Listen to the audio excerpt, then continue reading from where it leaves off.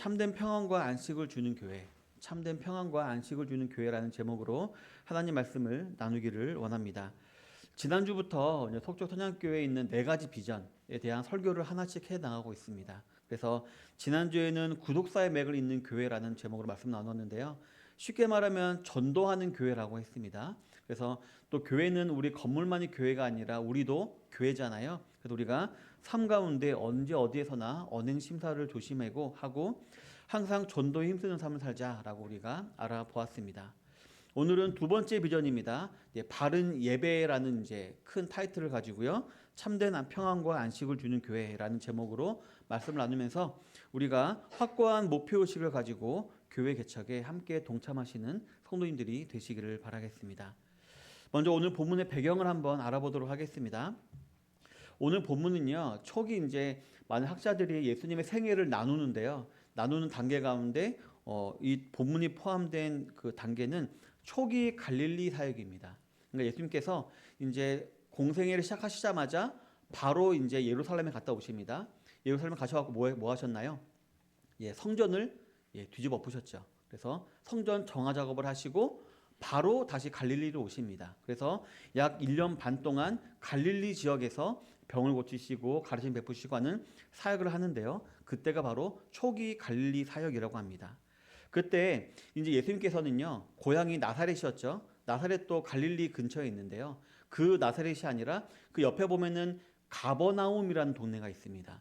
이 가버나움을 본 동네, 그러니까 본부로 삼으셨습니다. 그래서 이 가버나움을 중심으로 전도여행 갔다가 다시 가버나움 오시고 또 다른 동네 가셨다가 가버나움 오시고, 그래서 가버나움을 이렇게 중심지로 해서 계속해서 전도를 하셨습니다. 그래서 마태복음 7장 위에 보면은 예수님의 전도하신 내용밖에 기록이 되어 있지 않습니다. 다 전도했다, 어느 마을 가서 전도했다, 제자들을 보내서 전도했다, 이런 내용이 기록이 되어 있습니다. 그런데요, 오늘 읽었던 마태복음 11장은요, 그 시작이 약간 독특합니다. 읽지 않았지만 1절부터 20절부터 24절에 보면 어떤 내용이 기록되어 있냐면은 갑자기 예수님이 책망을 하십니다. 고라신과 벳세다와 가버나움이라는 셋 마을을 책망하십니다. 왜 그랬을까요? 예수님께서 대부분의 기적과 대부분의 가르침, 산상수훈이나 심지어는 오병이어 기적까지도 다 이 세 지역에서 하셨습니다. 그런데 이 세 지역에서 회개하는 자들이 너무 적었던 것입니다. 그 이유가 무엇이었을까요? 그럴만한 사정이 있었겠죠. 혹은 피치 못할 사정이 있었을 것이라고 할 수 있겠지만, 근데 우리는요, 왜 이 지역에 회개 역사가 적었는지를요, 25절을 통해서 알 수가 있습니다. 우리 한번 25절 한번 다시 읽어볼까요? 시작. 그때에 예수께서 대답하여 이르시되 천지의 주제이신 아버지여, 이것을 지혜롭고 슬기 있는 자들에게는 숨기시고 어린아이들에게는 나타내심을 감사하나이다. 이유가 뭘까요? 이 세 마을 사람들은요, 스스로가 지혜 있다, 곽지혜 있다가 아니라 지혜 있다, 그리고 나는 슬기롭다, 나는 그런 자들하고 교만했던 것이었습니다. 교만한 자들이었기 때문에 그런 사람들은 회개가 안 되죠. 예수님, 우리한테 이래라 저래라 하실 필요 없고요, 그냥 기적만 베풀어 주시고요, 아니면 종잣돈만 주십시오. 우리가 알아서 할 테니까 예수님은 좋은 말만 해주시고 기도만 해주세요. 우리가 알아서 할게요 라는 이런 교만한 마음이 있었기 때문에 그들에게는 아무런 역사가 일어나지 않는 것이었습니다. 그래서 그 중에 책망을 받은 성읍 중에 이 벳세다라는 성읍이 있는데요. 이 벳세다라는 성읍에서는 어떤 일이 대표적으로 일어났냐면은 오병이어의 사건이 벌어졌습니다. 이 오병이어 사건 이후에 어떤 일이 벌어졌나요? 만약에 진지한 성도들이었다면은 이 오병이어를 통해서 뭘 알게 되었을까요? 알아야 했을까요? 아, 예수님이 우리의 구세주이시구나, 하나님의 아들이시구나, 우리가 섬겨야 될 분이구나, 이렇게 알아야 될 것입니다. 그런데 이때 사람들은 예수님을 어떻게 하려고 했나요? 왕으로 삼으려고 했죠. 왜 왕으로 삼으려 했었나요? 예수님 말씀하시죠. 니들이 지금 먹고 배불러서 그렇구나. 그럼 나만 있으면 너희들 굶지 않을 걸 알고 그것 때문에 나로 왕을 삼으려고 하는구나. 그저 나를 너희들 배불리는 빵과 생선 자판기로 생각하는구나 라고 예수께서 이렇게 생각하시고 피하셨잖아요. 이처럼 그들은 너무나도 예수님을 이렇게 이용하려고만 하고 자신들이 더 컸기 때문에 예수님이 그 큰 기적을 베풀어도 구원을 받으려고 하지 아니하고 회개하려고 하지 아니하고 그냥 예수님을 이용해 먹으려고만 했던 것이었습니다. 이처럼 교만한 자들에게는 하나님의 은혜가 되지 못하는 것입니다.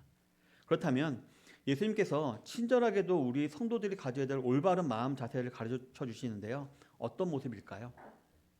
25절에 기록되어 있습니다. 바로 예수님이 우리가 원하시는 모습은 어린아이와 같은 모습입니다. 어린아이의 대표적인 특징은 무엇인가요? 저는요 이렇게 한번 정리해봤습니다. 없을무라고 했습니다. 무지, 무능, 무력, 무식, 무신경, 무력함, 무능함. 예. 이런 제가 어린아이들을 얕보고 이렇게 한 말이 아니라 바로 부모라는 존재 때문에 그래도 된다는 것입니다. 맞죠? 부모님이 다 해주시니까 이렇게 해도 된다라는 의미입니다. 아직 온실안에서만 자라고 있기 때문에 모를 수 있지만 그보다는 어땠을까요? 지금까지 부모님이 나에게 이렇게 왔으니까 앞으로도 해주시겠지라는 그런 확고한 믿음으로 우리 친구들은 그냥 무신경하게 그냥 놀고 즐기고 머릿속에 뭐만 생각 있을까요? 오늘 어떻게 놀아 재밌게 놀 수 있을까? 이 생각만 하고 있는 것이죠. 우리 아이들이 뭐 내일 청소 어떻게 하지? 내일 반찬 뭐 만들지? 대출은 어떻게 갚지? 이런 걱정하나요? 예, 그런 걱정 안 합니다. 그저 놀 걱정밖에 하지 않습니다. 그렇게 보면은 우리 어린아이 때만큼 아무 생각 없이 걱정 없이 행복하게 지낼 수 있는 시절은 또 없는 것 같습니다. 즉 아이들의 특권이죠. 부모님의 후광을 업고 아무 걱정 없이 마냥 천진난만하게 웃고 떨들고 뛰는 것이 바로 아이들의 특권이죠. 그리고 우리 부모님들은 그런 아이들의 모습 보면 어떤가요? 예, 웃음이 나죠. 아, 너무 좋다라는 생각이 들죠. 우리 아버지이신 하나님께 말로만이 근데 이런 어리한 어린 아이와 같은 모습을 하나님께서는 우리에게도 지금 원하신다는 것입니다. 괜히 우리가 쌍심지켜고 고민하고 걱정하고 근심하고 하는 것이 아니라 하나님께 어린아이처럼 다 맡기고 하나님이 다 해주시겠지라고 천진난만하게 우리는 주님 앞에서 예배하고 찬양하고 기뻐하는 것, 이걸 원하신다는 것입니다. 이 말을 반대로 얘기를 하면은 아버지이신 하나님께 우리가 말로만 하는 것이 아니라 진심으로 의지하고 의탁하는 삶을 살기를 하나님이 더 원하신다는 것입니다. 세상 사람들은 각자 문제로 고민하며 살아간다 하더라도 적어도 우리 그리스도인들만큼은 아버지이신 하나님께 모든 문제를 던져버리고 살아가기를 원하시는 것입니다. 왜냐하면 그래야만 우리에게 뭐가 있을까요? 어린아이와 같은 참된 평안과 안식이 있기 때문입니다. 성도 여러분, 보통 우리 성도 여러분들은 어디에서 참된 평안과 안식을 얻을 수 있다고 생각하나요? 좀 분위기 좋은 카페 가면, 아니면 좀 동료매들이 모여있는 장소에 가서 막 즐기면, 아니면 자신의 관심 분야의 동호회 모임 같은 데 가면 참된 평안과 안식이 있을까요? 아니면 이런 노래도 있죠. 즐거운 곳에서는 날 오라 하여도 내 쉴 곳은 오직 내 집뿐이네. 이 노래처럼 집에 있으면 가장 평안하신가요? 아니면 일상을 탈피해서 경치 좋은 곳에 가서 평안히 쉬면 평안하다, 안식일을 누린다라고 생각하시나요? 하지만 이 세상 어느 곳에서도 참된 평안과 안식은 우리가 찾지 못할 것입니다. 왜냐하면 못할 것입니다. 세상 사람들은 우리 성도들이 하지 않는 것 뭐가 있을까요? 뭐 유흥이나 뭐 술이나 담배나 여행이나 먹는 거나 뭐 맛집 투어 이런 걸 통해서 평안과 안식을 얻을 수 있다라고 착각하며 살 수 있을지 모르지만 저와 여러분들은 알고 있죠. 하나님 아니고서는 참된 평안과 안식을 얻을 수 없다는 것을 알고 있을 것입니다. 그런데 오늘 본문을 가만히 살펴보면요, 우리 인간적인 눈으로 보기에 예수님이 설명하시는 참된 안식과 평안이 쉬워 보일까요? 어려워 보일까요? 너무 어려워 보입니다. 왜냐하면 첫 번째로는요, 내게 오라라고 말씀하고 계시기 때문입니다. 28절에 보면 수고하고 무거운 짐진 자들아 다 내게로 오라 내가 너희를 쉬게 하리라 라고 말을 하고 있는 것입니다. 요즘은 시대가 디지털 시대가 되었죠. 그래서 집 안에서 이거 스마트폰만 있으면 불가능한 게 뭐가 불가능할까요? 없죠. 거의 다 됩니다. 음식 배달, 청소, 세차도 해주고 세탁도 해주고 맞죠? 스마트폰만 있으면 다 할 수 있습니다. 저 같은 저는 약간 아날로그를 좋아해가지고요. 제가 직접 이마트 가서 사는 거 좋아하고 이런 것도 좋아 그러는데요. 그럼에도 보통 사람들은 나는 가만히 있고 누군가가 나를 섬겨줬으면 좋겠다라는 이런 마음가짐을 가지고 있고요. 그래서 점점 더 편해지는 것을 추구하게 되어 있는 것입니다. 그런데요, 오늘 본문을 보니까 예수님 뭐라 말씀하시나요? 내게로 와라.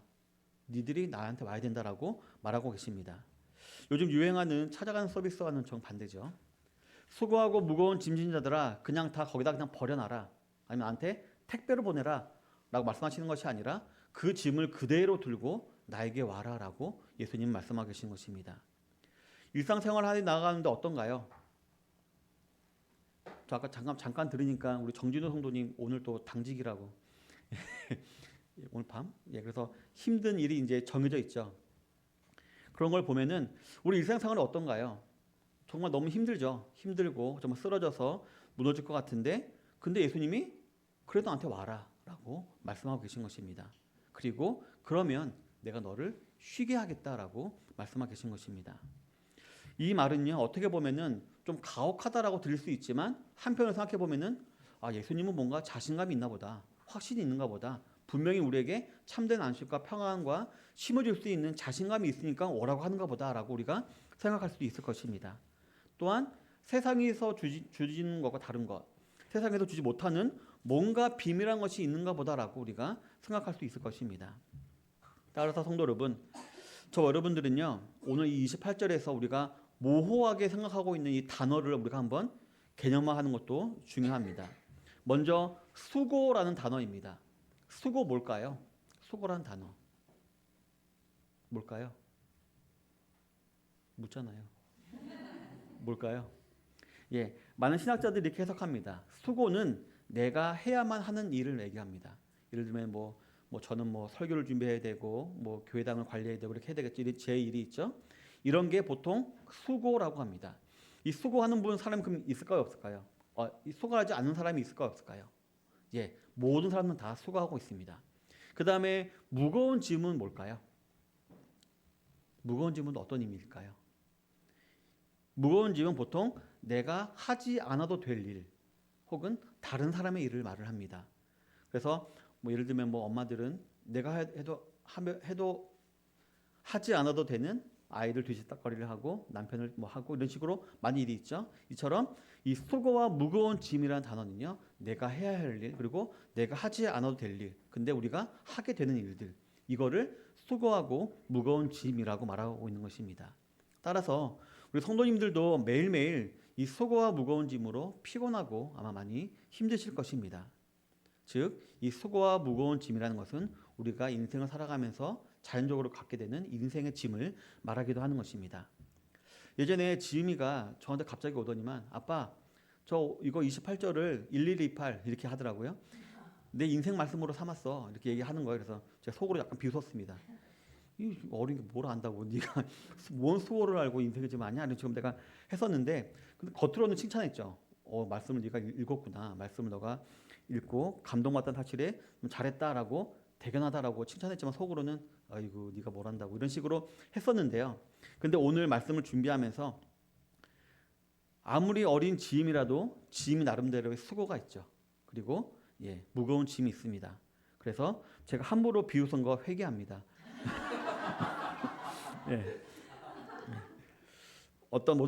어쨌든 모든 사람들이 다 수고와 무거운 짐으로 지금도 허덕이고 있는 것입니다.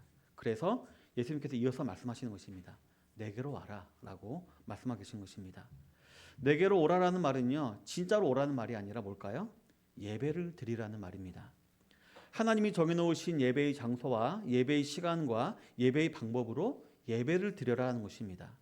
이는 공적인 예배를 말하는 것이죠. 그래서 주일 성수와 수요, 금요, 새벽 등등 모든 모임이 포함될 것입니다. 선교팀 모임도 포함될 것입니다.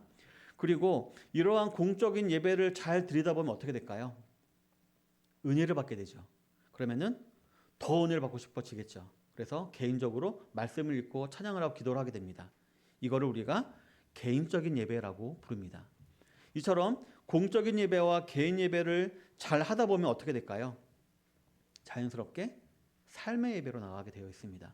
맞죠? 그래서 자연스럽게 선을 베풀게 되어지고 남을 도와주고 인내하고 참아주고 복음을 전하는 등 삶의 예배를 드리게 됩니다. 이러한 세 가지 예배를 잘 드리라고 지금 하나님은 우리에게 촉구하고 계신 것입니다. 그리고 그러면 내가 너를 편히 쉬게 해주겠다. 모든 수고와 무거운 짐으로부터 편히 쉬게 해주겠다라고 말을 하고 있는 것입니다. 그렇다면 도대체 어떻게 쉬게 해주시는 걸까요? 저 여러분들은 어떤 쉼을 원하시나요? 슈퍼맨처럼 딱 하면 다 되는 그런 쉼을 원하실까요? 참 당황스러운데요. 예수님께서 뭐라 말씀하시냐면요. 나의 멍에를 매게 하심으로 편히 쉬게 해주겠다라고 말씀하십니다. 29절에 보면 나는 마음이 온유하고 겸손하니 나의 멍에를 메고 내게 배우라. 그리하면 너희 마음이 쉼을 얻으리니라고 했습니다. 약간 당황스럽죠. 멍에를 메라니. 멍에를 메는 게 어떻게 쉼이 된다고 나한테 그걸 말씀하시지라고 생각할 수 있지만 또 여기에 정말 귀한 복음이 숨어 있습니다. 성도 여러분, 요즘은 모든 것이 소형화되어 가고 있는 시대죠. 그래서 큰 것은 거추장스럽기 때문에 또 무겁기에 편히 소지할 수 있도록 작게 또 가볍게 소형화되고 있는 것이 추세입니다. 하지만 그러함에도 우리가 작게 할 수 없는 게 있고요. 소형화할 수 없는 게 있습니다. 뭘까요? 우리가 지고 있는 수고와 무거운 짐입니다. 작게 할 수도 없고 소형할 수도 없습니다. 그래서 우리는 이 수고와 무거운 짐을 벗어버리기 위해 예배를 통해 지금 예수님께 나온 것이죠. 근데 예수님께 나오니까 예수님이 지금 뭐 하고 계신 거예요? 멍에를 더 씌우려고 하고 있는 것입니다. 우리 시골 출신 성도님들은 멍에 뭔지 아시죠? 우리 대화 출신 우리 혜정 성도님도 아시죠? 네, 그 나무 삽이 달린 큰 나무를 이렇게 목에 매는 거죠. 따라서 멍에라는 단어는 대번에 무겁고 힘들고 어려운 것이라는 이미지가 우리에게 박히게 되어 있는 것입니다. 그런데 한번 우리가 이렇게만 바라보지 마시고 한번 기능적으로 이 멍에를 바라보시길 바랍니다. 멍에는 뭔가요? 아주 혁신적인 도구죠. 만약에 이 소가 그냥 알아서 밭을 갈아야 되는 생각해 보시기 바랍니다. 발굽으로 흙을 헤치고 머리는 뿔로 막 흙을 막 헤치고 한다고 생각해 보십시오. 소가 얼마나 힘들까요? 너무 힘들겠죠. 근데 그 소에게 이 멍에가 뭔가요?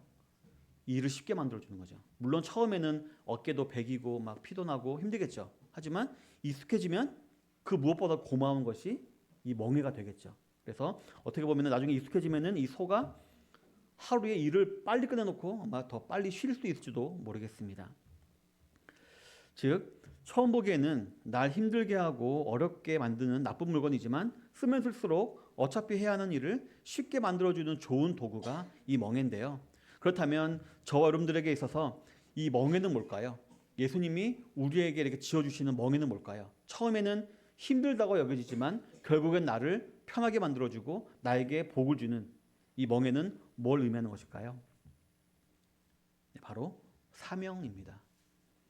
삶의 목표 혹은 신앙의 목적이라고 볼 수가 있는 것입니다. 그리스 로마 신화 중에서 시지프의 신화라는 그 내용 챕터가 있는데요. 제가 한번 어떻게 검색해 보니까 이 시지프라는 사람이 고린도의 왕이었대요. 근데 신들에게 노여움을 사가지고 벌을 받게 됐습니다. 어떤 벌이었을까요? 큰 돌멩이를 굴려가지고 산꼭대기에 올려놓는 겁니다. 그러면 신이 톡 쳐가지고 다시 굴립니다. 그러면 시지프는 또 올리고, 그럼 신이 또 톡 치고, 이걸 영원히 반복하는 그런 내용인데요. 이 신화의 교훈은 뭐냐면은 목표가 없는 일은, 목적이 없는 일은 사람으로 하여금 절망하게 만들고 힘들게 만들고 결국 안 되게 만든다라는 그런 있는데요. 이처럼 목표가 없이 반복되는 일만큼 사람을 지치게 만드는 일이 없다는 것입니다. 따라서 종합해 보면 저와 여러분들은 매일매일마다 수고와 무거운 짐을 가지고 살아갑니다. 이게 매일 반복되죠. 그럼 어떨까요? 마음이 지치고 피곤해지고 맞죠? 정말 힘들어질 것입니다. 그런데 오늘 예수님께서는 그 수고와 무거운 짐을 가지고 예배에 나오면 우리에게 멍에를 주시는데 그게 사명이랍니다. 사명을 주신다는 것입니다. 너가 이 일을 하고 저 일을 하는 일의 목적이 이거야 라고 알려주시는 것입니다. 그래서 우리로 하여금 일의 목적을 아니까 어떨까요? 일을 할 때 즐겁죠. 좀 이렇게 뭐라 그럴까요? 성취감도 있고 그런 게 있을 것입니다. 먹든지 마시든지 무엇을 하든지 하나님의 영광을 위하여 살아가는 것이라는 인간 본연의 사명을 알게 하심으로 내가 존재하는 의미가 무엇인가를 알게 해주신다는 것입니다. 그래서 매일매일 의미 없이 반복되는 것만 같았던 일상이 활력이 넘치게 되죠. 그래서 조그만 변화에도 감사할 줄 알게 되는 것입니다. 그러면 본문 30절에서 이렇게 말을 하고 있죠. 이는 내 멍에는 쉽고 내 짐은 가벼움이니라 라고 말하고 있습니다. 이처럼 우리 인생의 무게가 주님이 주시는 멍에 때문에, 사명 때문에 쉽고 가볍게 느껴진다라는 것입니다. 그리고 그 사명이 어떻게 될까요? 성도님들을 지켜주실 것입니다. 요즘 현대 사람들 그 어느 때보다 마음의 병이 많죠. 마음의 병 진짜 많습니다. 그래서 정신과 요즘에 되게 성행입니다. 그런 사람들이 왜 마음의 병이 걸렸을까요? 결국에는 그겁니다. 왜 내가 살아가지? 왜 내가 이렇게 힘들게 일을 해야 되지? 이런 식으로 그런 고민들이 많아지다 보니까 마음의 병이 생겼는데요. 우리는 예배를 드릴 때 분명한 목표를 알게 됩니다. 내가 왜 먹는지, 마시는지, 일을 하는지 알게 되기 때문에 우리는 은혜를 받게 되는데요. 그래서 이 사명이 결국 뭘 하냐면은 우리를 지켜줍니다. 우리를 지켜주게 되어 있습니다. 사명이 우리를 지켜주는 것입니다. 예전에 이런 말 했었습니다. 우리가 주일 성수를 하면서 예배를 드리는 것 같죠. 예배를 지키는 것 같죠. 근데 뭘까요? 결국 예배가 우리를 지켜줍니다. 예배가 우리를 지켜주는 것입니다. 아프리카에 이제 전해져 내려오는 지혜가 있다고 하는데요. 그 아프리카에도 이제 와디라고 해가지고요. 평소에는 마른 곳인데 소나기가 갑자기 내리면은 아주 급류가 흐르는 강이 있다고 합니다. 그 강을 건널 때 어떻게 건너야 될까요? 최대 몸 가볍게 해가지고 빨리 건너야 될까요?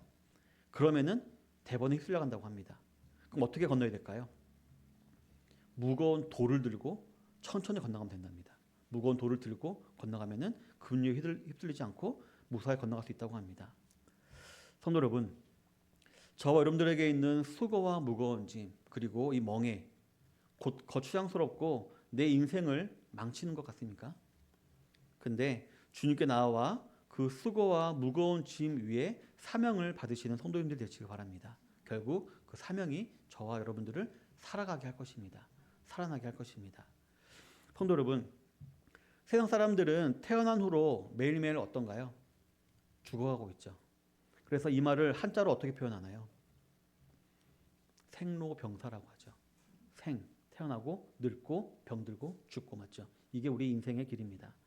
근데 사명을 받은 우리 그리스도인들은요, 하루하루를 살아가게 될 것입니다. 사명을 가지고 인간답게 살아가게 될 것입니다. 주님께 나아가는 이 예배를 통해서 사명을 받으시고 그로 말미암아 참된 평안과 안식을 누리시는 모든 성도님들이 다 되시기를 바라겠습니다.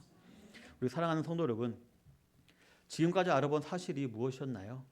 인생의 짐을 가지고 주님께 나아오면 주님께서 우리에게 참된 쉼을 주신다는 것입니다. 그리고 쉼이라는 것은 누워있는 것이 아니라 멍에를 매는 것이고 그 멍에는 사명이다라고 우리가 알아보았습니다.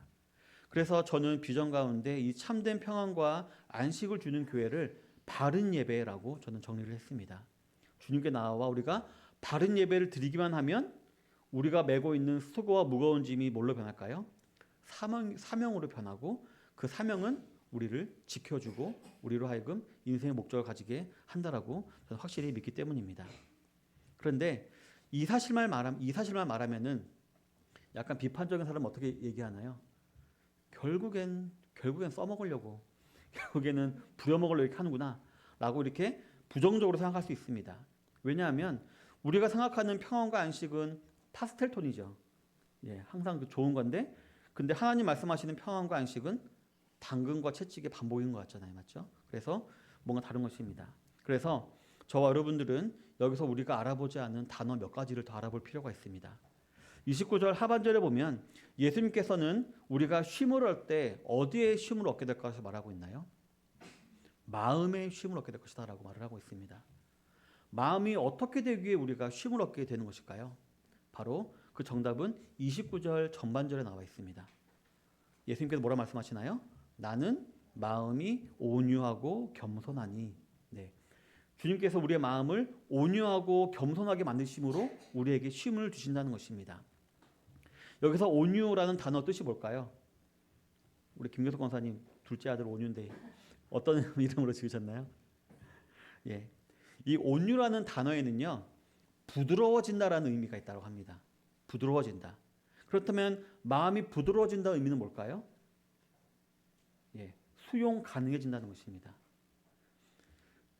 자, 성도 여러분, 다들 주관 뚜렷하시죠? 기면 기고 아니면 아니죠. 내가 아니에요? 부드러우신가요? 저도 이제 그 인정하기 싫지만 저도 약간 나이가 들어다 보니까요 고집이 점점 세지는 것 같습니다. 내가 원하는 거 뚜렷하고요. 제가 좋아하는 상표 뚜렷하고요. 예, 정말 뚜렷하게 있는 것 같습니다. 그래서 우리가 인간의 삶 가운데 서로 이렇게 마찰이 있는 이유가 뭘까요? 보통은 내 것을 타협하지 못해서, 포기하지 못해서 내 것만 주장하다 보니까 결국 이렇게 이제 이렇게 많은 싸움이 일어나는데요. 그런데 예수님께 나아가면 바로 하나님께서 다른 사람들의 그런 마음과 생각과 의견을 받아들일 수 있도록 마음을 부드럽게 주신다는 것입니다. 그러면 어떨까요? 싸움이 안 나죠? 그러려니 하죠. 그러면 어떻게 될까요?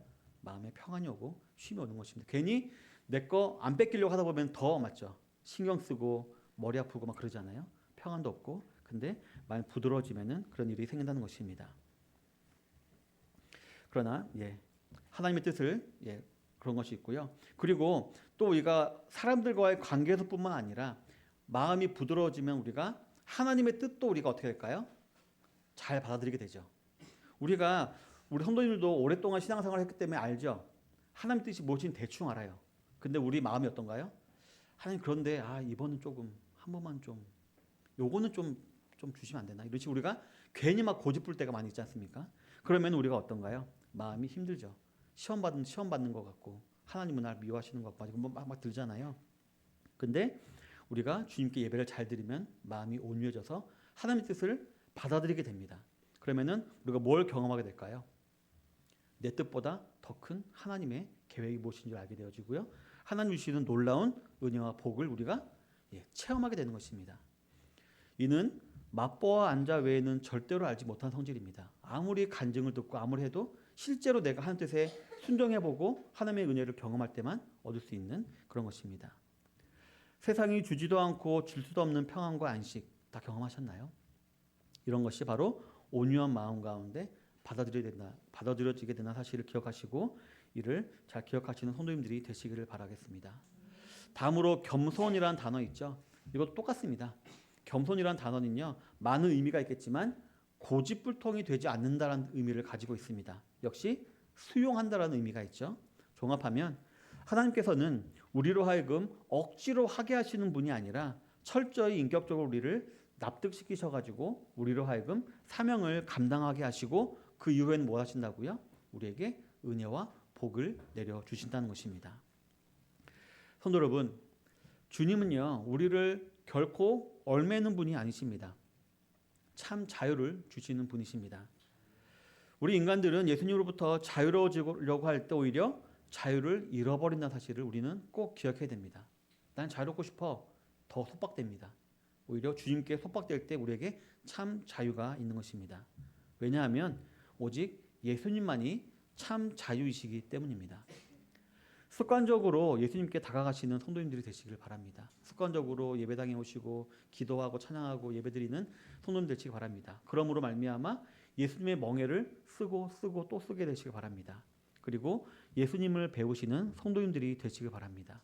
그래서 하나님이 주시는 세상이 절대로 주지 않는 참된 평안과 안식을 누리시는 성도님들이 되시기를 바랍니다. 마지막입니다. 안식이라는 단어 뜻이 뭘까요? 왜 우리는 안식일은 아니지만 우리가 주일을 안식일처럼 여기잖아요. 우리 안식일의 정신을 이어가잖아요. 안식이라는 단어의 뜻은 뭘까요?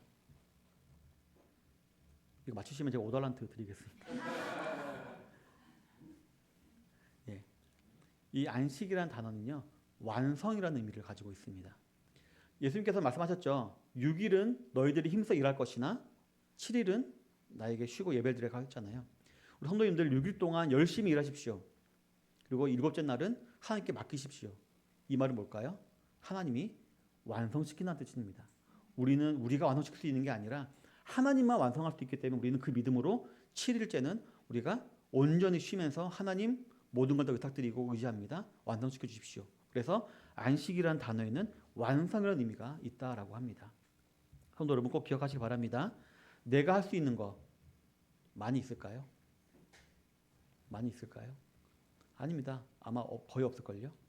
지금까지 내가 살아온 모든 일을 되돌아보면 내가 열심히 해서 내가 이룬 것보다는 참 하나님께서 신기하게 여러 방법으로 날 도와주시고 역사하셔가지고 여기까지 오게 하신 거 많이 경험하실 것입니다.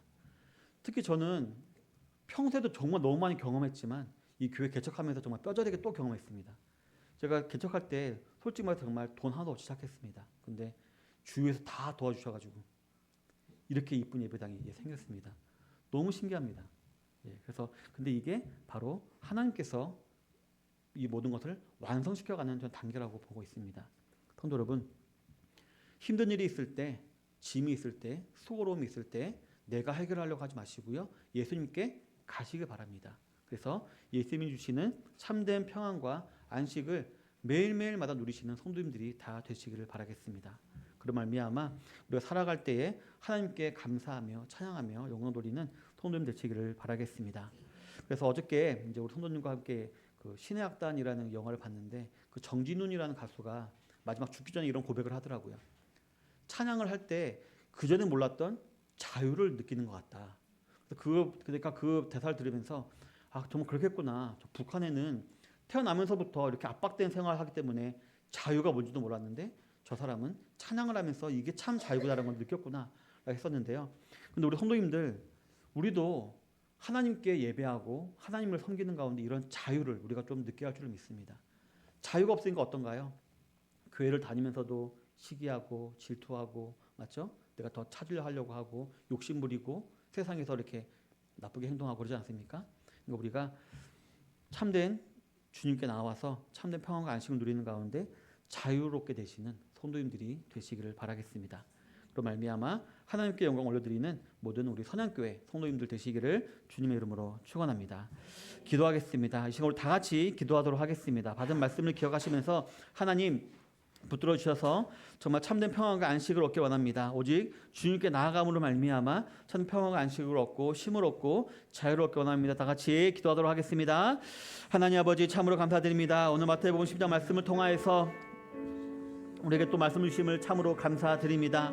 아버지 하나님, 우리들은 이 땅에서 어떻게 하면 좀 더 쉽고 평안하고 안식을 누리고 편히 살까라고 고민하지만 이 땅 그 어디에서도 우리가 원하는 평안과 안식은 없음을 우리가 알아보았습니다. 오직 주님께 나아갈 때만 주님 안에서만 참된 평안과 안식이 있음을 우리가 말씀 통해 알아보았습니다.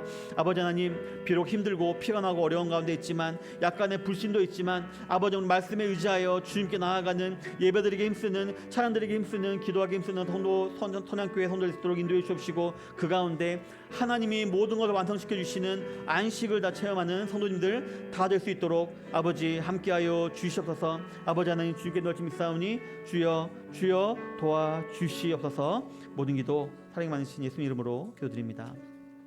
아멘.